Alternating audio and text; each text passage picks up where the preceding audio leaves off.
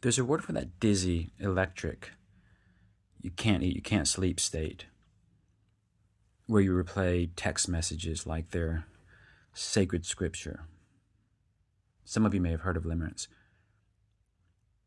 And it sounds like something that you might come across in a Jane Austen novel, but it's actually a psychological term coined by Dorothy Tenov in the 1970s. She coined the term limerence to describe that specific involuntary and occasionally humiliating experience of being hopelessly, uncontrollably obsessed with someone, often without there being evidence that that other person feels the same way. So what is limerence? What is limerence if you had to summarize it in a very short sentence? Limerence is when your brain decides to host a fireworks display over someone who might not even know your middle name or even your first name. And what are the symptoms of that? Well, maybe you text message them and you find yourself analyzing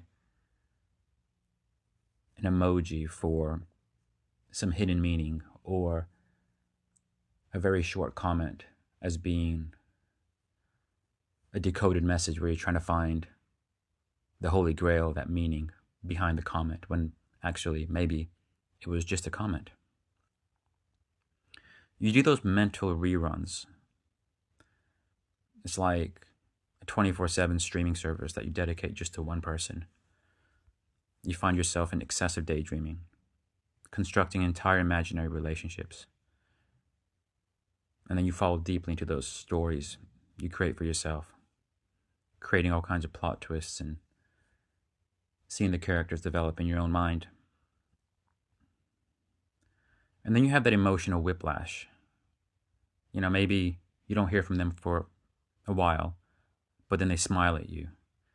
And then you get that burst of euphoria. And then maybe you ask them a question or text, and maybe they don't respond, they don't text back. And then you fall into deep despair.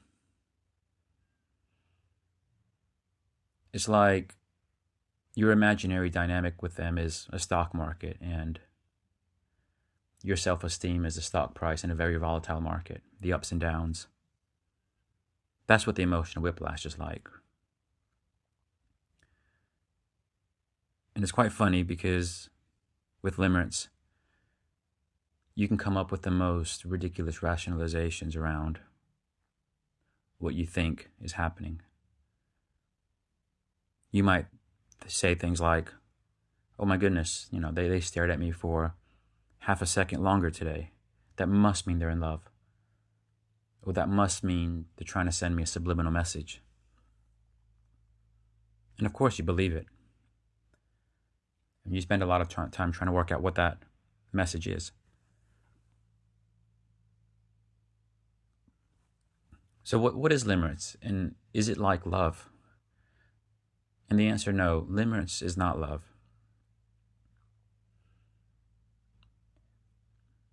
Limerence is more like one of those things that can only really thrive if there's a lot of uncertainty around whether the relationship can be consummated, but at the same time you see some possibility.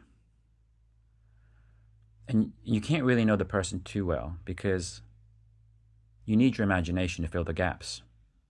So the less you know about somebody, the more your imagination can go in overdrive. And that gives you the benefit of being able to attribute traits to them that they actually don't possess.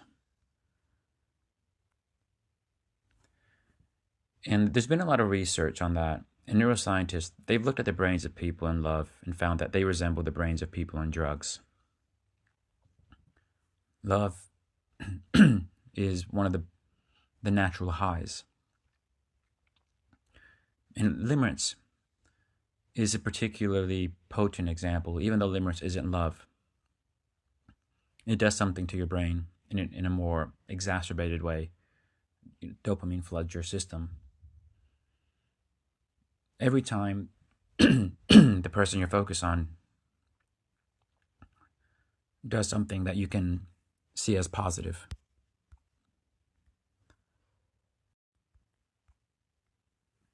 It can be even vaguely positive. That special person, your dopamine increases, your serotonin drops, and you become anxious and obsessive. If you can think about a slot machine, this is like a biological slot machine where you keep pulling that lever, where you check your phone, keep checking it again, maybe check it once more just in case, in the hopes of that little dopamine jackpot. It's really feeding that obsession. And the cruel part is the uncertainty. It's not knowing, and that's what keeps the cycle going. Because if the person were to give a clear yes or no, that would end the suspense. But in a way, your brain loves the suspense. It becomes addicted to that suspense. Think about a cat that loves its kibble, and you feed it one kibble at a time, very slowly and unpredictably. It's frustrating, but weirdly it becomes very addictive. And from an evolutionary standpoint, limerence might have served a purpose because it helps push people to form strong pair bonds. But the problem in the modern world, where you can fall into a crush that spirals just by reading someone's blog posts or watching them at a company event, it can become very inconvenient. And something else that limerence does, even for the most rationally minded, if you find yourself in limerence, you find yourself caught in your imagination, your daydreams, you start believing in signs. Like, let's say you receive a text at 11:11. Oh my goodness, it's like a sign from the universe. Or maybe they shared a song to their social media and it's a song that you really like. You might think that's a sign of your soulmate connection. And it's just your brain trying to find coincidences that it can put meaning to. But let's be fair, limerence isn't all bad. It can make you feel vividly alive, creative, inspired. And many poems, novels, playlists, songs, they were written off the back of being in that state of limerence. But it can also become a bit tragic if it's left unchecked. Because where do you draw the line between fantasy and connection? Where do you draw the line between true intimacy and your projection? And the painful part is realizing that you're in love with the idea of someone, not the person themselves. Just like you fall for a character, you wrote yourself, you created the image of someone and you projected them onto someone else, and you're in love with that someone, even though they don't embody the traits that you've conjured up in your imagination. And of course, if you get to know them too well, the real human being behind that projection won't follow the script you wrote, leading to disappointment. And you can't exactly cure limerence, but you can outgrow it. And the antidote to limerence is reality. And sometimes you actually need to spend time with the actual person, not the mental highlight reel, to get that reality check. You notice their flaws, their awkward pauses, their normal human nature. There's nothing that pops the limerence bubble faster than genuine familiarity with somebody who's not more than ordinary. And if that's not an option, if the whole thing just exists in your head and you can't get that reality check, treat it as an interesting study in neuroscience and self-awareness. Your feelings are real, but the story you built might not be real. And eventually the intensity fades. The brain calms down, the dopamine drip slows, and one day you'll look back and think, wow, you were out of your mind, but at least you learned something.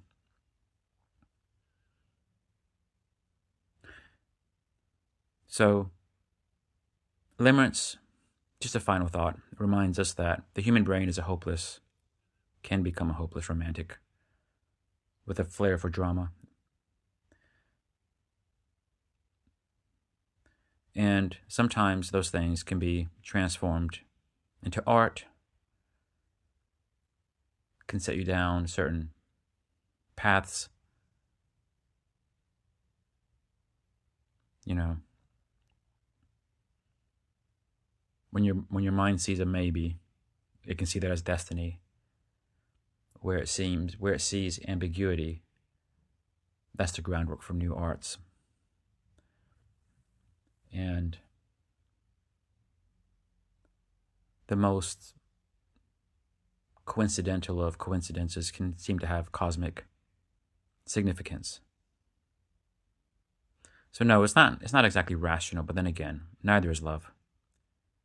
And maybe that's what makes it fascinating and ridiculous at times, but still, for those who have experienced, something to learn from.